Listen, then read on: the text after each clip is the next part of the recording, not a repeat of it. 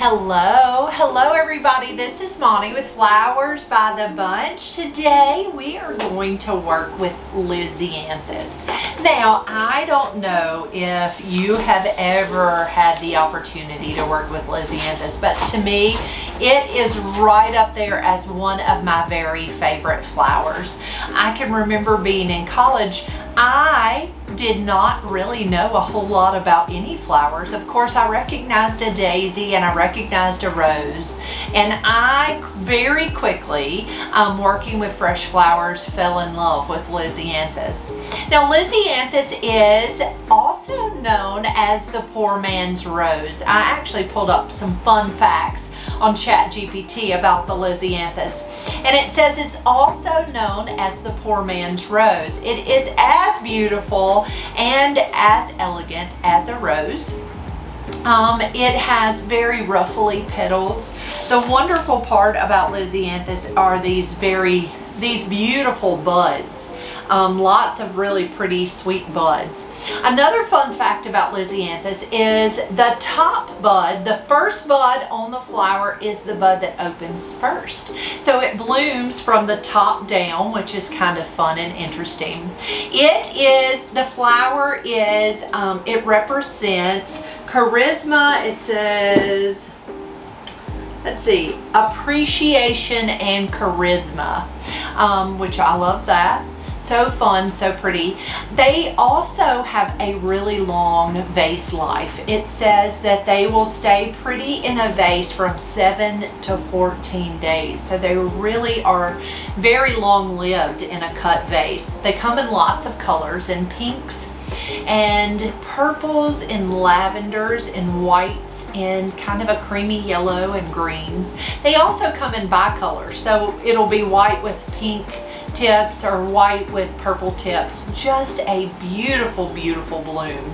And so it's one of my very favorites. So today we're gonna make an all Lisianthus and a little bit of eucalyptus arrangement. Now, this is just a vase that I have picked up from, I want to say I bought it at an estate sale. So anytime I am out and about and I go to a thrift store or an estate sale or a yard sale, I, of course, am always looking for fun, beautiful containers. And this one happens to be an antique, just a really pretty turquoise blue vase. I want to say it doesn't have any marks on the bottom, but just a pretty fun container. We're going to take our eucalyptus and we are going to add it to this pretty container. Now, I do love the fact that this eucalyptus is kind of a gray-green, so it really almost picks up a little bit of that turquoise. It really blends really well of that turquoise vase. I'm going to take my floral knife and I am going to cut that stem of eucalyptus. I'm going to strip off a few of these leaves. Now, it's always important when you're designing and you are adding greenery to your vase, you don't want the greenery to go below the water line. And the reason is because the greenery helps aid in the growth of the bacteria. So always try to keep that foliage out of the water. I am just taking, this is actually only 2 stems of eucalyptus.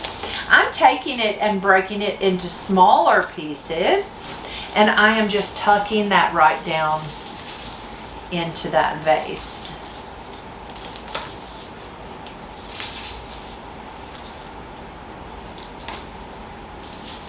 All right, just pretty mixed greens. I love the way eucalyptus kind of drips. It's just such a pretty foliage, in my opinion. Now, eucalyptus comes in tons of varieties. This is seeded eucalyptus, but it comes in parvifolia, it comes in a willow euc, just lots and lots of different varieties. Now, here's our Lisianthus. Again, I'm going to pull off any of the bottom leaves. Now, I was telling you that I just absolutely love Lizzie. My favorite part of Lizzie is the fact that it has all these sweet little buds. I'm going to take and cut that stem at an angle and just tuck that right in. And I'm just going to use one variety of flowers. So if ever you're designing and you want something very simplistic, yet very tasteful and really a statement piece, use one variety of flowers, be it all roses or all lilies or all carnations. It really does make such a beautiful statement. So I'm kind of designing this arrangement a lot like I would a dozen roses, where I took one stem and I left it taller, and then I'm kind of stair-stepping down with my other stems of flowers. Now with this Lizzie, you can see how it's got long laterals, long growth, so you can actually pull it apart. You don't have to leave it all on the same stem. You can pull it apart and use it in separate insertions, and then it goes further in your design. So I just took these pieces apart. Look at these buds. I just love them. Just take these pieces apart and just go all the way around in your design. Now you want to be careful to give your flowers different height. You don't want everything on the same level. Now there is a design technique where you can make more of an arrangement that's all on the same level, but it doesn't give nearly the interest of you giving different depth and length to your arrangement. I love the fact that Lisianthus has a lot of movement in this flower. So as the arrangement moves, you see the little buds kind of swaying back and forth. I love that. And I'm just cutting each stem. Look, this is two very long pieces. So just take it apart and add them in two different insertions. Now you can leave a lot of air in this arrangement, meaning you don't have to make your arrangement so compact and stuck together. The flowers don't have to be so close together to make such a lovely arrangement. If you leave a little bit of visual space in between those flowers, it makes a statement also. There are so many ways to design with the same type of bloom. That there's really no right or wrong. It's really a lot of your preference. But always go, if you're going to design and you have all the same flower, go and find a picture that you really like and just kind of design following that guide. That's kind of how I learned to design flowers, is I just saw different pictures and different designs and kind of went from there. I just figured out what I liked the best and I kind of played with it that way.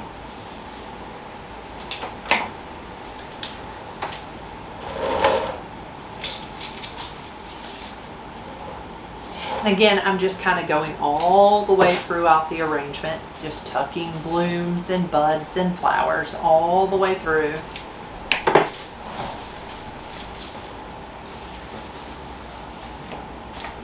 Now these buds will open on up. They are kind of tight right here in this design. You can see how all the buds are a little closed.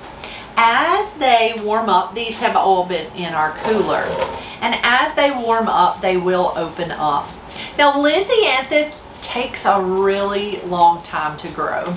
Like from seed to flower, I mean like 8 months, a really long growth period.